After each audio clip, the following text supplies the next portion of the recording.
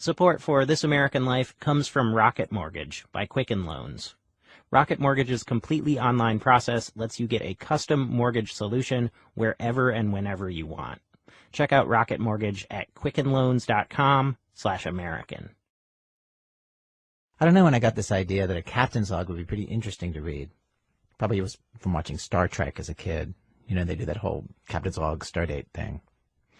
But in fact, in real life, here on planet Earth, most captain's logs? Usually they're incredibly boring. I mean, it's like, it's really primarily meant to be a record of ships' positions, weather. That's historian Erik Larson.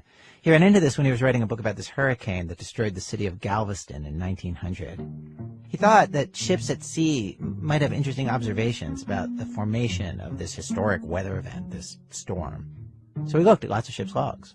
And I found it very frustrating, very frustrating. It was just like routine references, and meanwhile, here's this gigantic storm looming on the horizon. And why? What would they say in their logs? Nothing. They would just list, wind speed, wind direction. Sometimes I think that, you could be, a ship could be, passing Krakatoa when it was blowing up, and there would be no reference, except maybe a sudden change in air temperature.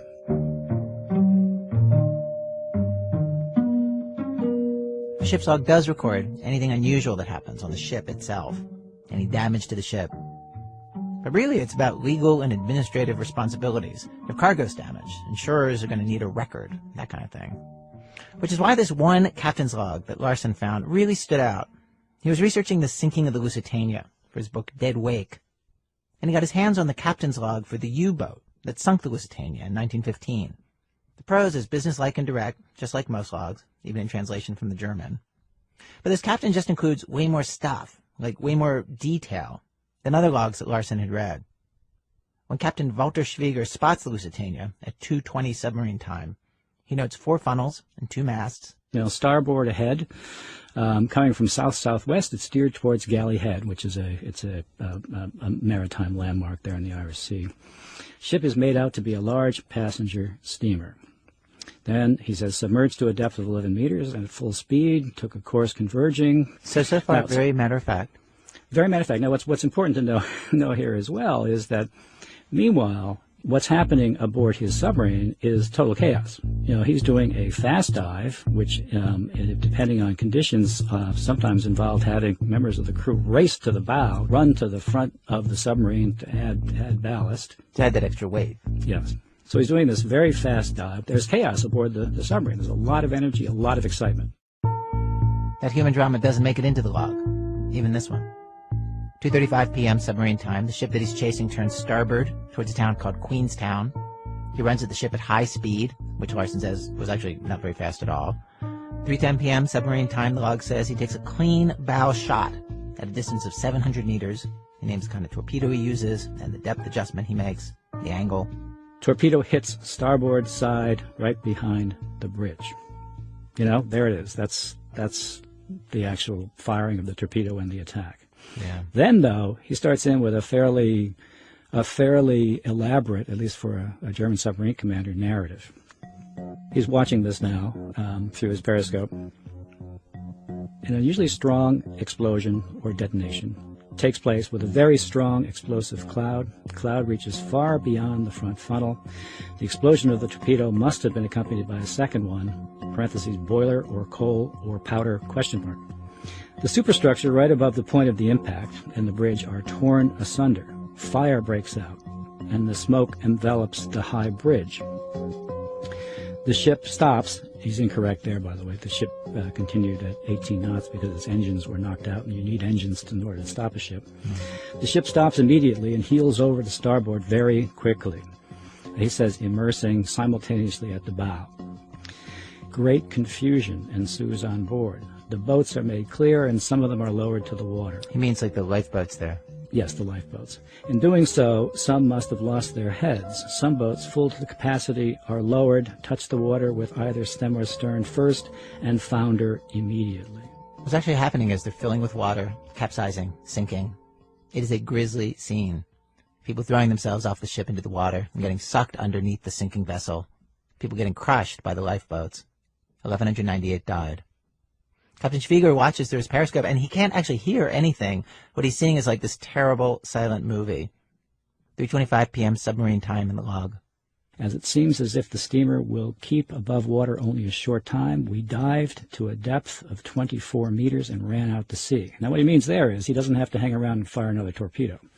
However, here he says the most controversial statement in his log.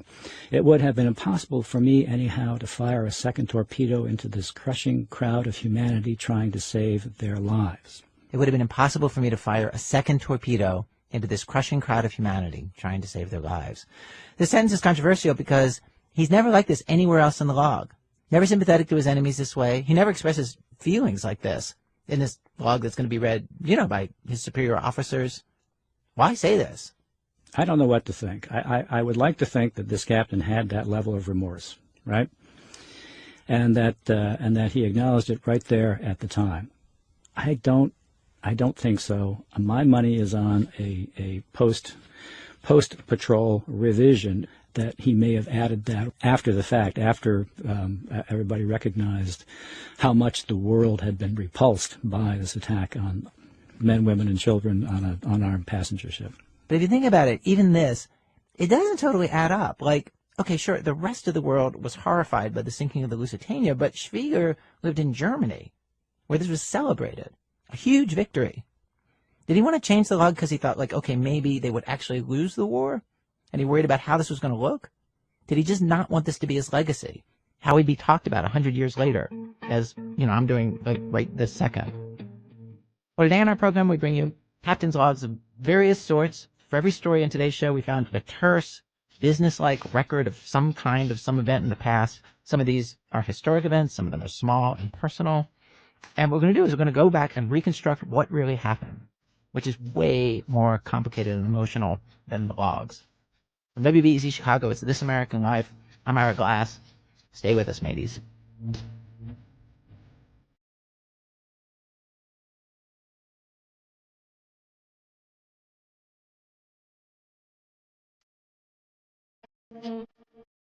F1, Cookies and Monsters. So part of what's interesting about reading captain's logs is then going back and piecing together the true story that they're only sort of telling.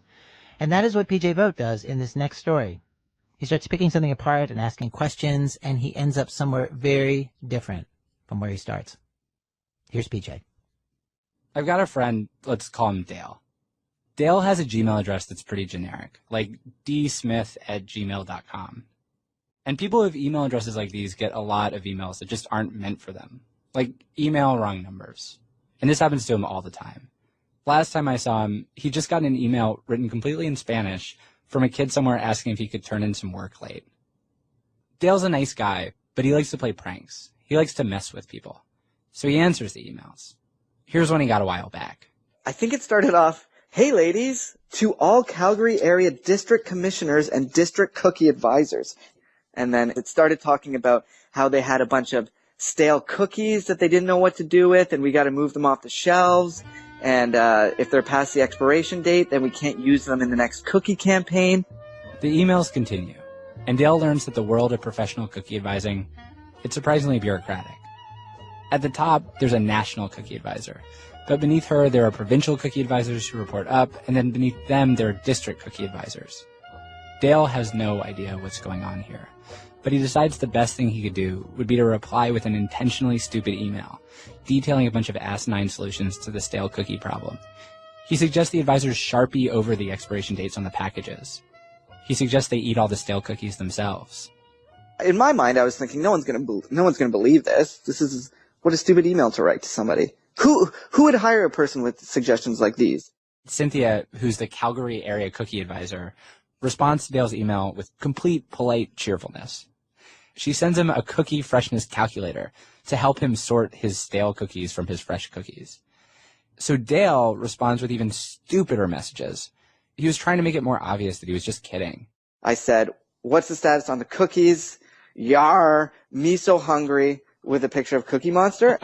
And I think she responded something along the lines of, "Those orders were supposed to go in a month ago, or did I misunderstand your question?" Rather than clarifying, Dale asks her, why are we even in the cookie advising business? He says his clients, they're all about chocolate bars now. And Cynthia responded, chocolate bars? Question mark, question mark, question mark, question mark. All of my other suggestions were met with like, oh, maybe I misunderstood or something. But this one was very emphatic. It was like, chocolate bars? It actually seemed like Dale had maybe touched a nerve, because after that, Cookie Advisor World went completely quiet. Dale was bothered by this. The original email he'd gotten had been meant for a woman named Debbie. What if he'd gotten Debbie in trouble, or even just made her look bad? I'm a little afraid. I'd like to think that, they just got it sorted out and now it's funny and Debbie is in on the joke. They're just people trying to do their cookie job. I reached out to the woman who'd been trying to email Debbie, Cynthia, because I wanted to find out if Dale's prank had hurt anybody. Hello? Hello? Hi, Cynthia? Yes, it's me. Hi, it's PJ. Cynthia has multiple sclerosis, and it can be hard for her to talk. So her friend Sheila volunteered to help out. I read them the emails. And of course, the obvious solution is to eat them during our next member meeting. Please discuss with the rest of area, and I will forward your decision on to National. Thanks so much. Do you remember getting that? I don't, but... We get a lot of questions all across Alberta at Cookie Time. Often they have suggestions that don't always fly. So we find a way to respond to them as best we can. Cynthia and Sheila explained that they were part of Girl Guides. In the U.S., we have Girl Scouts. Most everywhere else in the world, they call them Girl Guides. If you know anything about Girl Scouts, you won't be too surprised by this. But Cynthia and Sheila have a way of talking that is just unrelentingly positive. It's just the Girl Guide way. That's why Cynthia was so patient with Dale. It was her job. But she was also very patient with me. Even as, for reasons that I don't quite understand, I found myself explaining to her the entire pattern of events that had led Dale to email her. I guess the email was meant for Debbie, but it went to a Dale. Oh, now it's starting to make a little bit of sense. This helpful, sunny tone, this Girl Guide voice, is hardwired into their original mission statement, which reads, quote, "A guide smiles and sings under all difficulties," end quote. Smiling and singing under all difficulties. This sounds ridiculous to me. Or at least it did. Until I heard a truly crazy story about this exact thing. Girl Guides smiling and singing through incredibly extreme circumstances. I first heard about it from a woman named Janie Hampton. She's kind of a Girl Guide expert. She wrote a book about them. I have to admit, when I started writing the book, I thought, I'm going to make this a bit of a satire and laugh at them. She says laughing at Girl Guides is pretty easy, because most people think of them as not particularly cool. Too sincere. What we call naff nowadays. What's naff? But those, sort of unfashionable, nerdy. So Janie sets out to tease some nerds. But then she starts researching. And one day she's deep in the Girl Guides archive in their London headquarters. And she finds this old notebook. It's small, 7 by 10. And the book's a handwritten log of nearly everything one Girl Guide troop did years ago. And it said we did skipping and we did knots and we did all sorts of jolly things. And then I came across this song that they'd written. And it said, we sang our song yesterday. And it went, we might have been shipped to Timbuktu. We might have been shipped to Kalamazoo. It's not repatriation, nor is it yet starvation. It's simply concentration in Chefu. And I thought, what on earth does that mean? Concentration in Chefu? Janie does not know where Shifu is, but she's sure it's not in England, so she looks it up. Shifu was a place in China, a coastal city. It's a good 7,000 miles from London. According to the guide's logbook, the song had been written and performed by a group of Girl Guides for a concert on Christmas Day, 1942. The Christmas concert, Janie discovers, was held in Shifu, but not at a school. The Girl Guides sang their song in a concentration camp. Janie was baffled.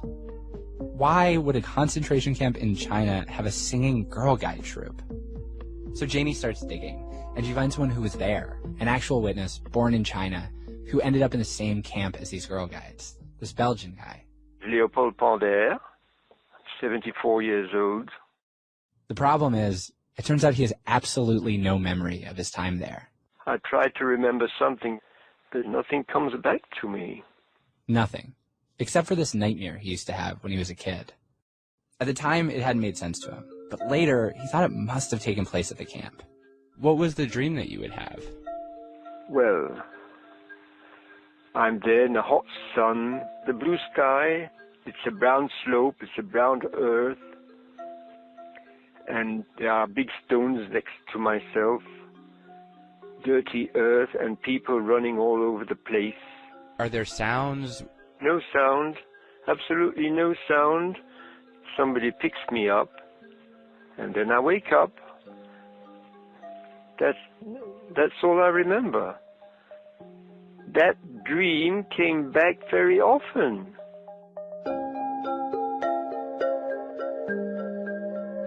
Leopold grows up, and as an adult, he wants to know about this place that he used to dream about. And so he builds a website. He invites people to write in with memories of the camp. And the story he learns is pretty crazy. Japan's latest invasion of China, which has already lasted 2 years, is war on a huge scale. So I did not know this, but during World War II, when Japan occupied China, they built concentration camps that were filled with American and British and other European civilians. Japanese put their prisoners of war to work. Civilians who'd been living in China. One of those camps was called Weishen. That was Leopold's camp. And among the inmates at Weishen were a group of children. They were American and British. They were mostly the kids of missionaries. And they'd been studying at a boarding school called Chifu. Japanese troops invaded Chifu and captured the kids and eventually brought them to Weishen. With their teachers, but no parents. So about 150 children who for 4 years were in this camp. And the teachers had very sensibly taken with them books, paper, musical instruments. And of course, one more thing. Brownie uniforms, guide uniforms, all the things they thought, we're going to need this sort of thing to keep the kids occupied. In the Japanese camps, there was very little food. Prisoners died of starvation. In Weishen, imprisoned monks would smuggle in eggs, and then everybody would share them. And then they'd also have the kids eat the ground-up eggshells just to get some extra calcium. The logbook Janie had found was the record kept by one of the Girl Guides leaders. The leaders were called Brown Owls. This one was a woman in her 20s. And the tone of her writing was the exact same cheerful, impervious to bad news tone that Dale's cookie advisor email thread had had. This is the entry from the day they were marched into the camp. Hello, what's this? Behind bars? Yes, it's Weishen Camp. Well, I guess there's a good deal of fun to be got out of this. Just the place to earn some badges. According to the logbook, the Brown Owl ran the troop as if it were any other Girl Guide unit, concentration camp or not. They were all told, it doesn't matter how disgusting the food is, we still want good table manners. It doesn't matter how hungry you are, you're not going to steal. You're still going to do a good deed every day and help other people. Obviously, the grim sadness of life in a concentration camp should have overpowered this miniature world that the Brown Owls were trying to build for their young girls. But according to Janie, that's not what happened. Instead, it was the Girl Guides who started to exert an influence on the adults around them. They led by example. It made a difference to all the adults in this camp and kept them going. The whole atmosphere was better because they had this very strong promise that they wouldn't stop smiling, they wouldn't give up, they would carry on singing songs, they would insist on everybody washing.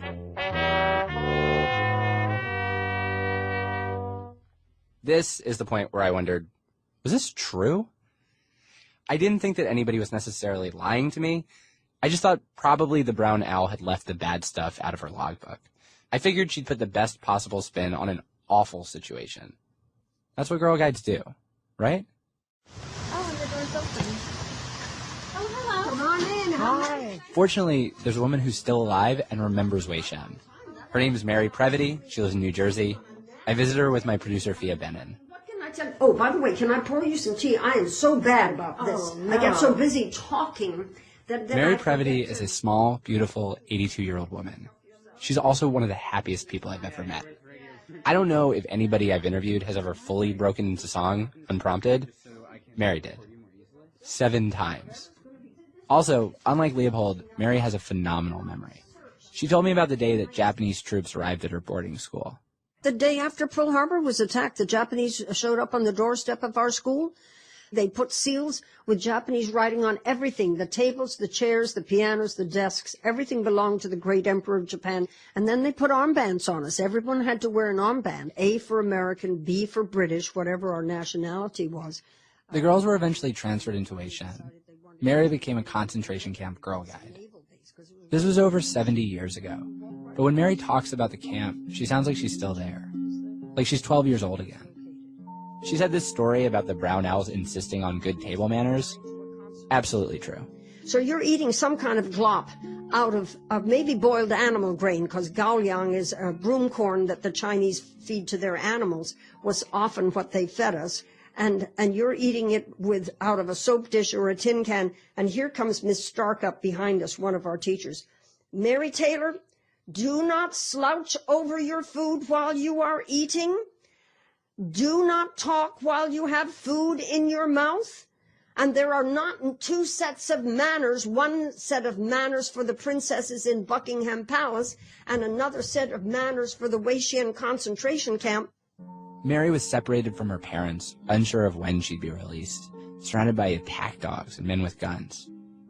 She says that she spent a lot of her time just thinking about earning merit badges. In the winter, it would get cold, freezing, but no heat was provided to the prisoners by the guards. Instead, Mary and her friends had to go collect leftover coal shavings from the guards' quarters. I remember now the ritual of going to Japanese quarters to get the coal dust and carry it back. Like making a new pencil from pencil shavings, except the coal was heavy, and it had to be passed bucket by bucket in a line of girl guides. Then the shavings were mixed with dust and water and dried in the sun. It was long, hard work. And then at the end of it, you still had to go use that recycled coal in a pot-bellied stove and keep the stove lit so that everybody would be warm. It sounded horrible, like a childhood from a Charles Dickens novel. Except Mary remembers it as being surprisingly fun, a game she could win. I and my partner, Marjorie Harrison, we won the competition in our dormitory of which stove lighting team made the pot-bellied stove in the winter turn red hot more times than any other girl in the camp. Well, you know, here I am, 82 years old, and what do I choose to tell you? I won the pot-belly turned red more times with me and Marjorie Harrison than any other girl in our dorm. When you describe it, it sounds like you're describing summer camp instead of describing like a concentration camp. Did it feel like summer camp? Did you ever? No, I never was in a summer camp, so I can't give you a opinion. No. Absolutely not. When you had guard dogs, bayonet drills, electrified wires, barrier walls, pillboxes with guards, armed guards in them, you weren't in a summer camp. Don't misunderstand me. I'm not saying this was Fun City. I'm telling you, we lived a miracle where grown-ups preserved our childhood. There's reference in the logbook to the trouble the adults were having keeping it together, but you'd have to know to look for it. A scout leader writes one entry that reads, "Dear me, what a tragedy. Brown Owl had an attack of neuralgia. Let's hope she's better for our meeting." Neuralgia is a nerve disorder, but what that actually meant was that the brown owl was having a nervous breakdown. Years later, Mary went and tracked down one of the grown-ups. I said, Miss Carr, what were you feeling when we were in a concentration camp? Well, all the grown-ups in the camp knew about the rape of Nanking, the atrocities that the guards, the soldiers had done when they came to the southern city of Nanking. Japanese soldiers went door to door, systematically raping and killing tens of thousands of Chinese civilians. So they knew what could happen. The teachers knew what could happen. So I said to Miss Carr, what were you feeling? She said, well, I would pray to God that when they lined us up along the death trenches, and they were outside the camp, when they lined us up to shoot us so our bodies would fall into the death pits, that I would be one of the first so I didn't have to see it. So there were two sets of prayers. At night, the grown-ups, many of them not much older than the kids themselves, prayed grimly for a fast death. And then they woke up in the morning and they sung psalms with the kids, set to bouncy camp melodies. It was like you weren't going to be afraid if you could sing about it.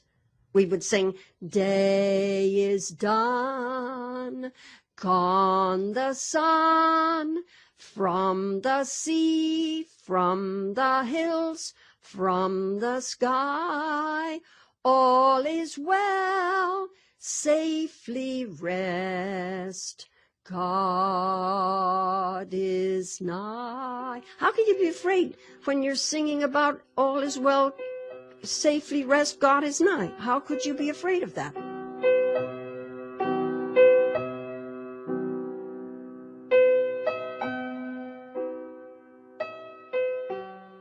So we were constantly putting things into music. Often, there was a little bit of a twist of fun to it. One of the songs that we sang was, we might have been shipped to Timbuktu, we might have been shipped to Kalamazoo. It's not repatriation, nor is it yet stagnation. It's only concentration in Chifu.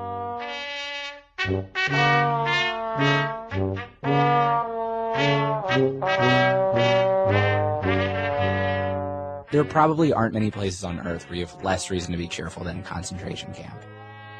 But it turns out, in a place like that, being able to be cheerful, to have a positive outlook, it's not dopey or silly. It's how you survive. How you tell the story matters. I can still, for example, one of the things that we sang when the Japanese were marching us into concentration camp was the first verse of Psalm 46. God is our refuge and our strength. And on it goes, in trouble we will not be afraid. All of these words just sung into our hearts. That sticks. It's like you've got a groove sticking in the gramophone record. I am safe. I am safe. I am safe. That was just profound.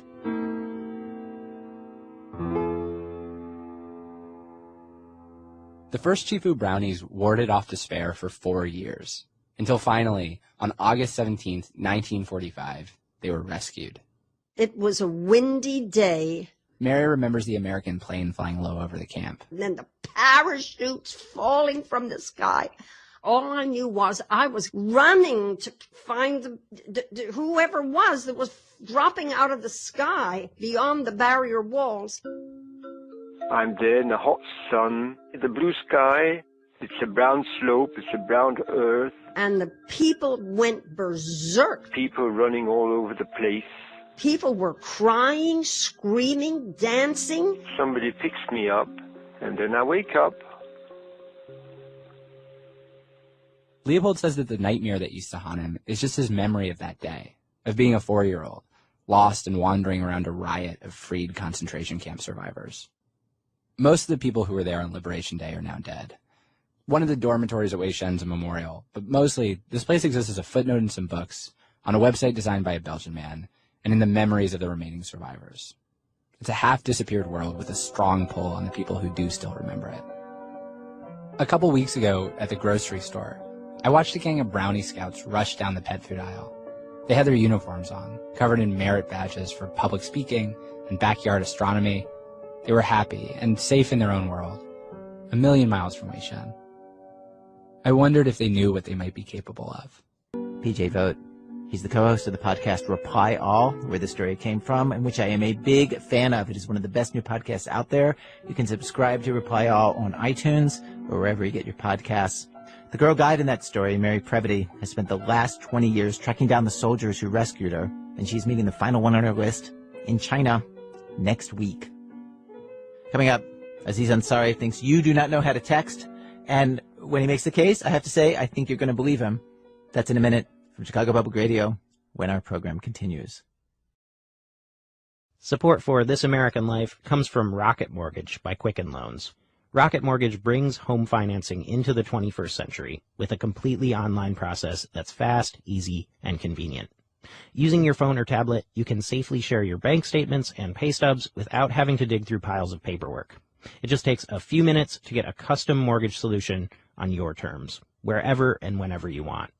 Check out Rocket Mortgage at quickenloans.com/American. Equal housing lender, licensed in all 50 states, NMLSconsumeraccess.org, number 3030. This is American Life from Ira Glass. Each week on our program, of course, we choose a theme, bring you different stories on that theme. Today's show, Captain's Log, stories where we take the unemotional facts in logs and records of various sorts, and we look behind them at the much more emotional, complicated stories that they are so stoically documenting. We've arrived at Act 2 of our program, Act 2, Romancing the Phone.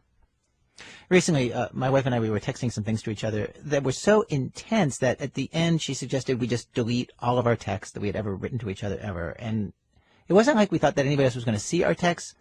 It's like we just didn't want them to exist in this world anymore. We wanted that history of our conversation to vanish forever from the face of the earth, never think about it again. You know, it's like text messages are this little history. It's like they're a logbook of our interactions with people. And, of course, usually they're not so emotional. Usually they're pretty terse, which totally makes them perfect for today's program because their terseness, behind it, there can be a whole story. And recently a sociologist started to study this. This was not very traditional sociology. The sociologist Eric Klinenberg at NYU teamed up with a comedian, Aziz Ansari, to examine the texts that people send to each other right when they start dating. And they put out a book with their findings. It's called Modern Romance. And what they did, they spoke to a few hundred people. The research was conducted in focus groups, like 10 to 20 people in a room in 8 different cities. And then sometimes they would do a version of these focus groups on stage in front of audiences in New York and Los Angeles. And what they would do is Aziz would get up and he would do a little stand-up, and they would introduce Eric, like Eric was the next comic who was coming on stage. Ladies and gentlemen, please welcome Mr. Eric Klinenberg. So Eric would come up and he would talk a little bit about previous work that he'd done, and he would drop this statistic that in 1950, 23% of American adults were single. And today, about half of all adults are single. About half of all adults are single. And I live in Manhattan, and in Manhattan, 1 out of every 2 households has just one person. Several people in the audience go, See, I got a Aziz. That's like Eric's, those are like big laughs for sociologists, where people are like, ooh, gasps. I imagine like backstage at like sociology conferences, it's just like, man, I got so many gasps. Like, you hear how many gasps there were? You hear how many rumblings there were after I dropped that statistic? Those are good stats, man. Those are great stats. Now, what Eric and Aziz were interested in was exactly what it is that people say to each other when they want to ask somebody out on a date. So at these shows, Aziz and Eric would ask people for their phones, and then they would take their phones and they would read their text messages out loud to the crowd. Those texts, that log, that was the raw data for their research. And if you think about it from a research perspective, texts are great because they are a real-time record of what actually transpired, which is way more reliable and accurate than asking people, later on to recall what happened. One of our producers, Jonathan Manhevar, dove into that data, and he now explains how those shows would go. A quick warning before he starts, we're talking about dating, so there's nothing explicit in this story at all, but we acknowledge the existence of sex. Anyway, here's Jonathan. This particular focus group / comedy show was recorded at the Upright Citizens Brigade Theater in New York. The room had been split up so that all the guys were on one side, the girls were on the other, and pretty quickly into the show, Aziz asked for volunteers to come up on stage.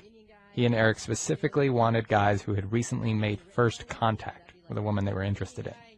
How had the guys made their initial approach? So 4 guys get up on stage, and then one by one, they hand over their phones to Aziz.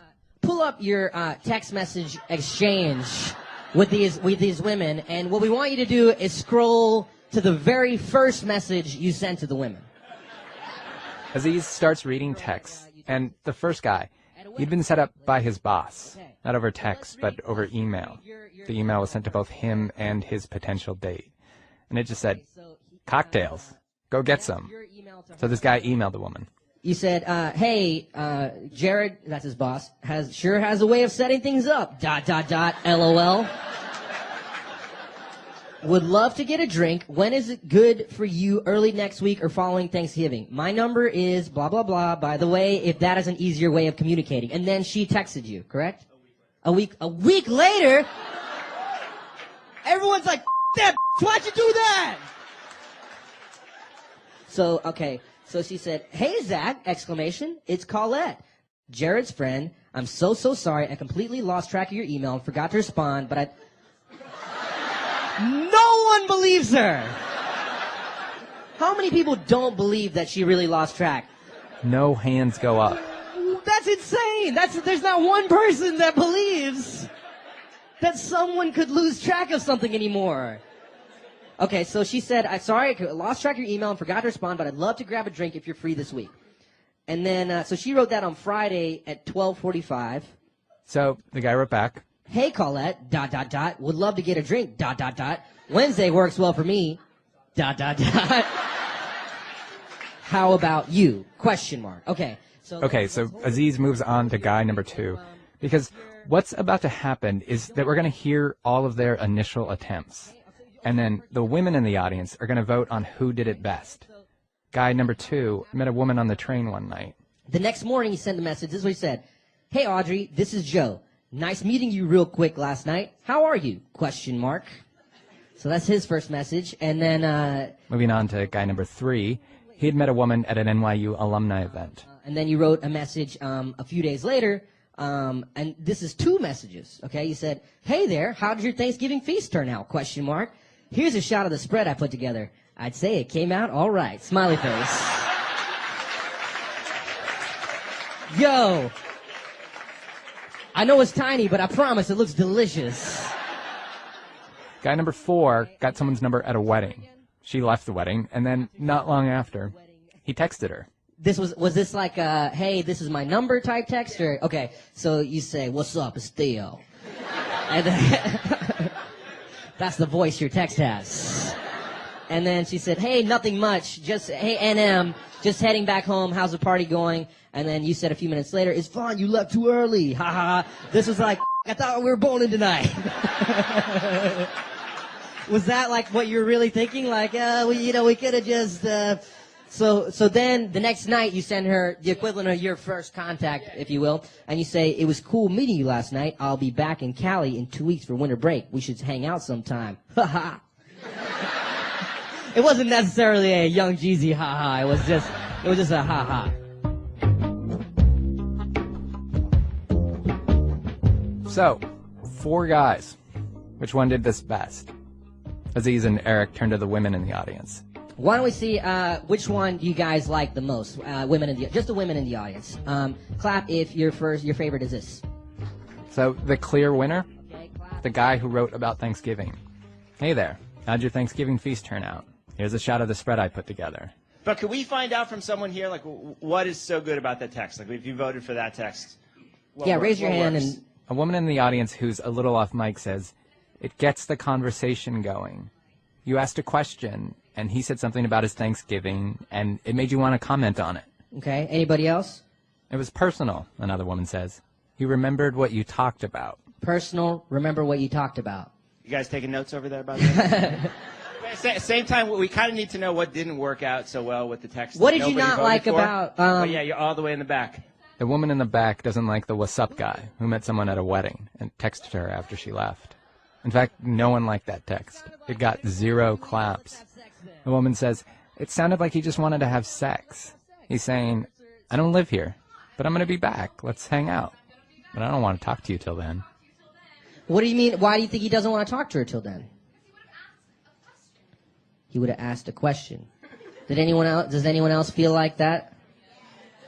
Guys are like, must ask questions.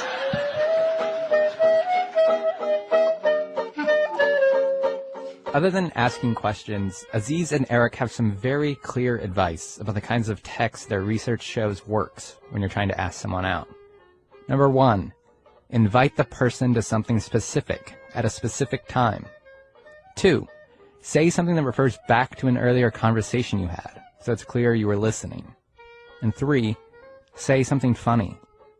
Aziz and Eric say most guys surprisingly do not instinctually get this. They don't do it. But after dropping this knowledge at the show, women were invited to come up on stage to share texts they'd gotten from guys. And coincidentally, the very first woman received a text from a guy that followed 2 of the 3 rules. This was his first text to you. Hey, how was the rest of your Thanksgiving? ? You want to grab a drink tomorrow around 7:30 in LES? ? That's a pretty... Whoa. She just said, he's good. That's the bar for he's good. How was your Thanksgiving? Do you want to get a drink Wednesday? Oh my God, who is this God? That guy got a date. Okay, what about Another woman got a text that was at the opposite end of the spectrum. The guy pretty much does everything wrong from the start. Okay, so his first message, hi. And then you have to go, hi, is this Connor? And then he I mean, this dude doesn't even want to tell his name. Hey. But you said, hi, is this Connor? And he goes, this is. Connor, you want to say some Hi, what's going on? I'm actually just waking up. Picking my mix up for my morning. So far it's consisting of goodbye horses and big pimpin'. And you're still like being very nice. Oh, nice. Well, what are you up to tonight? Tonight, I'm not sure. I may want to eat some mushrooms. No one is like, yeah, you should go out with this guy. Everyone's like, good decision, way to go. Okay, so to review, there are 3 rules. Ask a question, make a specific plan, be funny. In fact, this night at the UCB Theater, Aziz asked guys in the crowd to text someone they were interested in, right now, armed with this new knowledge. And just before the end of the show... Is it, did any of you guys get a message back? Anybody? You did? Okay, oh my God. Okay. Okay, so you said, hey, I'm finally free from the horrors of math. Do you want to check out a new bar on Franklin next week? Question mark. She wrote back 6 minutes later, yeah, for sure, exclamation, I'm down. Also, next Thursday is my birthday, so I'm hoping to party it up next weekend. Smiley face. Holy we were right. Thank you guys so much for coming out. We really appreciate it. Aziz Ansari. The book that he wrote with Eric Kleinenberg is called Modern Romance. Jonathan Menjivar is one of the producers of our show. Track 3 is on a quiet street in Richmond. So all through this hour today, we have documents that describe big dramatic things in the most just the facts ma'am language possible, like a captain's log usually does. And we found this article from 1853 that's a good example of this. In the article, a writer named William Chambers went out to witness and report on slave auctions. Apparently enough people had written about these in a very melodramatic and sensationalistic way that Chambers felt like somebody needs to go out and give a true, factual account. Everything is described precisely as it occurred, without passion or prejudice. It would not have been difficult to be sentimental on a subject which appeals so strongly to the feelings, but I preferred telling the simple truth. Our excerpts of Chambers' article were read for us by actor John Ellison Connolly. By 1853, slavery was controversial, and Chambers opposed it. He was a Scottish guy, an outsider. And so he spent a couple days going from one auction shop to another in Richmond, Virginia. Chambers explains that he'd seen advertisements for slave sales. And when he went to the addresses, he found a narrow, short street between 2 main streets in the city, brick houses on either side, where there were a few small auction shops. On this particular day, it was pretty empty. The shops are identifiable by little red flags that hung outside their doors, and pinned to each flag was a piece of paper listing the men, women, and children who were going to be sold that day. Conceive the idea of a large shop with 2 windows and a door between, no shelving or counters inside, the interior a spacious, dismal apartment, not well swept, the only furniture a desk at one of the windows, and a bench at one side of the shop, 3 feet high, with 2 steps to it from the floor. Conceive the idea of this dismal-looking place, with nobody in it but 3 Negro children who, as I entered, were playing at auctioneering each other. An intensely black little Negro of 4 or 5 years of age was standing on the bench, or block as it is called, with an equally black girl, about a year younger, by his side, whom he was pretending to sell by bids to another black child who was rolling about the floor. My appearance did not interrupt the merriment. The little auctioneer continued his play, and appeared to enjoy the joke of selling the girl, who stood demurely by his side. $50 for the gal, $50, $50. I sell this here fine gal for $50, was uttered, with appropriate gestures, in imitation, doubtless, of the scenes he had seen enacted daily on the spot. I spoke a few words, but was scarcely understood, and the fun went on as if I'd not been present. So I left them, happy in rehearsing what was likely soon to be their own fate.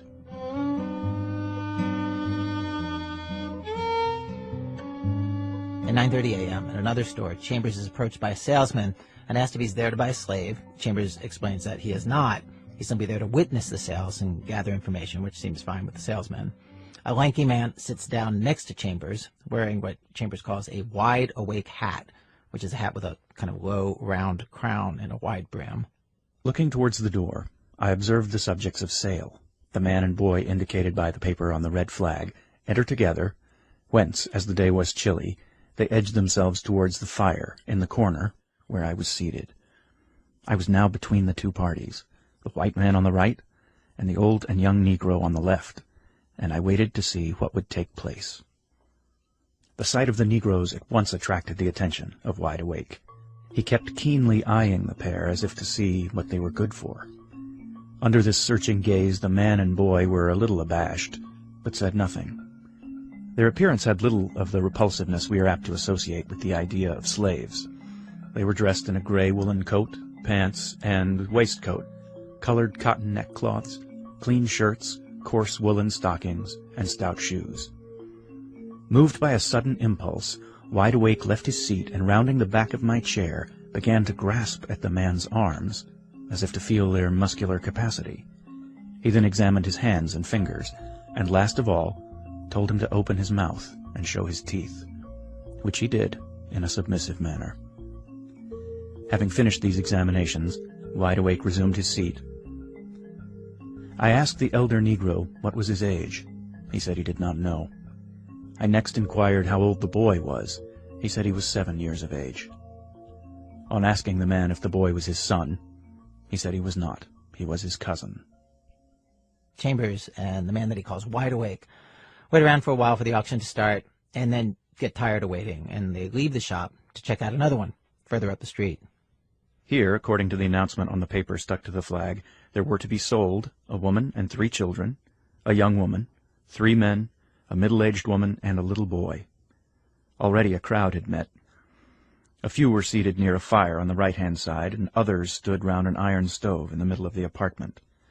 The whole place had a dilapidated appearance. From a back window there was a view into a ruinous courtyard, beyond which, in a hollow accessible by a side lane, stood a shabby brick house on which the word jail was inscribed in large black letters on a white ground. I imagined it to be a depot for the reception of Negroes. On my arrival, and while making these preliminary observations, the lots for sale had not made their appearance.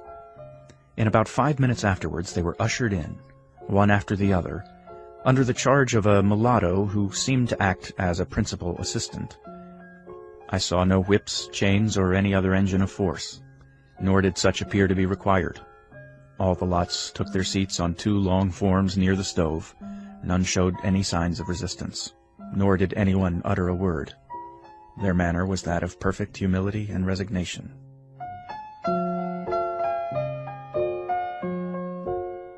As soon as all were seated, there was a general examination of their respective merits, by feeling their arms, looking into their mouths. Yet there was no abrupt rudeness in making these examinations. No coarse or domineering language was employed. The 3 Negro men were dressed in the usual manner, in gray woolen clothing. The woman, with 3 children, excited my peculiar attention. She was neatly attired, with a colored handkerchief bound around her head, and wore a white apron over her gown. Her children were all girls, one of them a baby at the breast 3 months old, and the others 2 and 3 years of age respectively, rigged out with clean white pinafores. There was not a tear or an emotion visible in the whole party.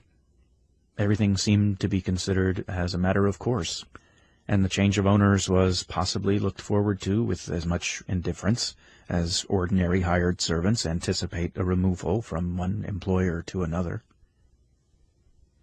While intending purchasers were proceeding with personal examinations of the several lots, I took the liberty of putting a few questions to the mother of the children. The following was our conversation. "Are you a married woman?" "Yes, sir." "How many children have you had?" 7. "Where is your husband?" "In Madison County." "When did you part from him?" "On Wednesday, 2 days ago." "Were you sorry to part from him?" "Yes, sir," she replied with a deep sigh. "My heart was almost broke." "Why is your master selling you?" "I don't know. He wants money to buy some land. Suppose he sells me for that." There might not be a word of truth in these answers, for I had no means of testing their correctness. But the woman seemed to speak unreservedly, and I am inclined to think that she said nothing but what, if necessary, could be substantiated. When the woman and her 3 children are put up on the auction block, bidding starts at $850, but it only gets up to $890. That won't do, gentlemen, the auctioneer says. I cannot take such a low price. And the woman and her children step down from the block. $890 is the equivalent of nearly $26,000 today. Chambers reprints a price list. That's what one adult would sell for, not an adult and 3 kids. The most interesting passage in Chambers' report is where he speculates about what the slaves feel about all this. Now, in this passage, he starts fine. There was an entire absence of emotion in the looks of men, women, and children thus seated, preparatory to being sold. This does not correspond with the ordinary accounts of slave sales, which are represented as tearful and harrowing. And then Chambers takes a turn. He says something that is really hard to imagine somebody today writing.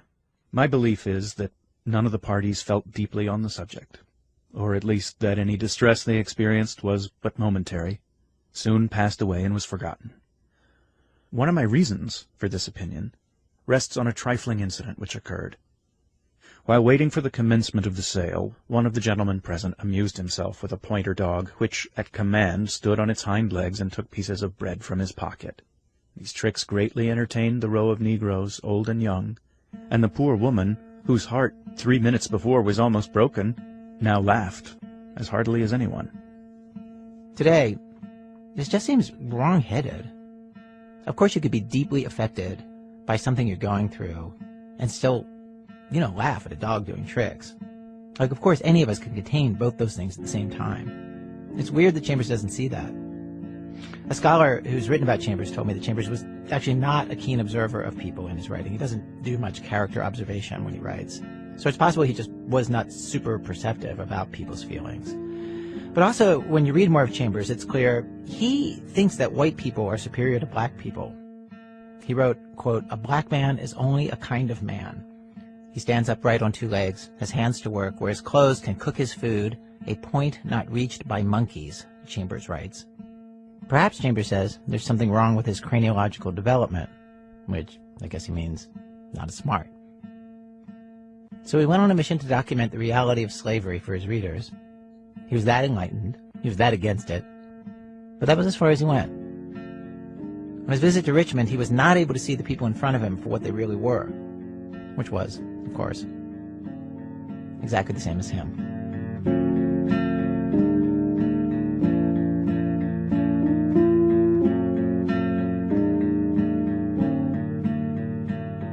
Act 4, a brief history of us. So to close today's show, we asked a fiction writer, Edgar Carrot, to create a short story that works like a captain's log that's told completely through a series of unemotional facts. Here's what he wrote.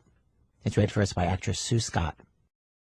At first, we were a cell, then an amoeba, then a fish, and after a very long and frustrating era, we became a lizard.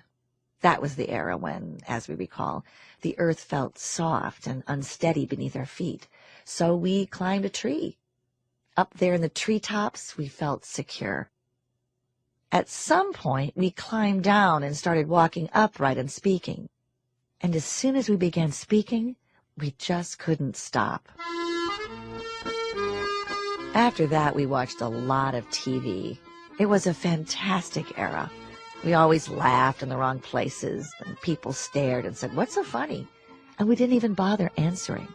That's how little we cared. We promised ourselves we'd find a job we loved, and when that didn't work out, we settled for a job we didn't hate. And we felt lucky, and then unlucky, and then lucky again.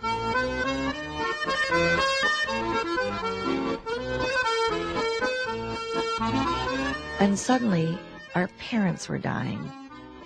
Then they died. A second before they departed, we held their hand really tight and told them we forgave them for everything.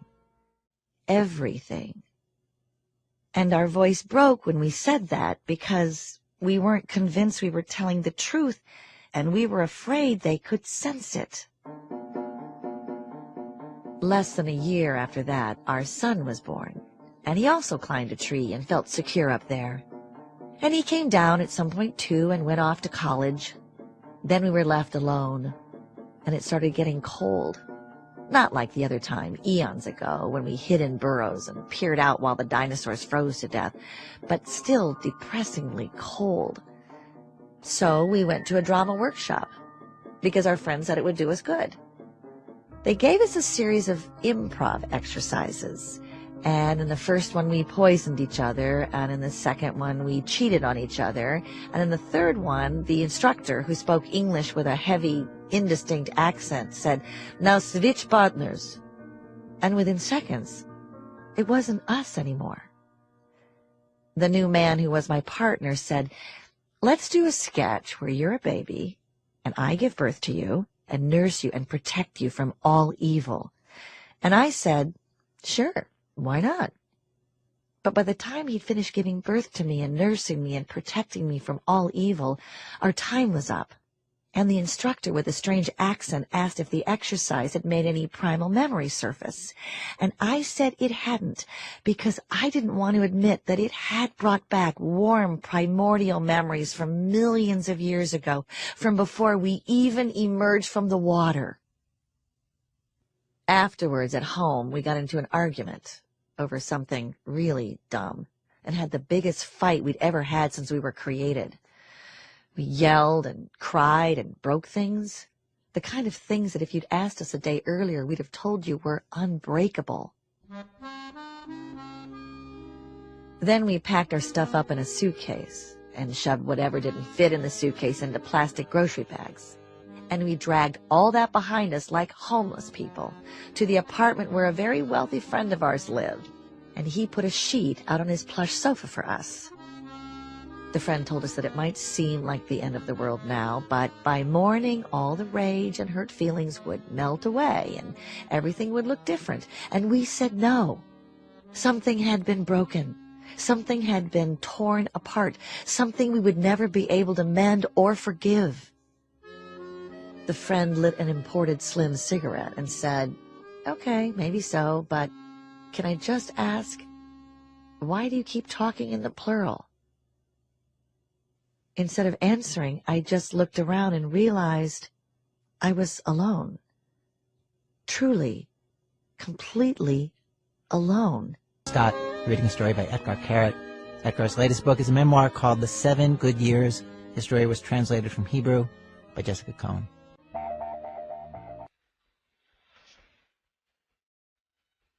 Our program was produced today by Zoe Chase and myself, with Sean Cole, Stephanie Fu, Hannah Joffrey-Walt, Nikki Neek, Jonathan Manhevo, Brian Reed, Robin Simeon, Alyssa Shipp, and Nancy Updike. Editing help from Joel Lovell. Production help from Emmanuel Jochi. Seth Wynn's our operations director. Emily Condon's our production manager. Matt Tierney's our technical director. Elise Bergerson's our office manager. Elna Baker scout stories for our show. Research help today from Michelle Harris and Christopher Sotala. Music help from Damian Gray from Rob Geddes.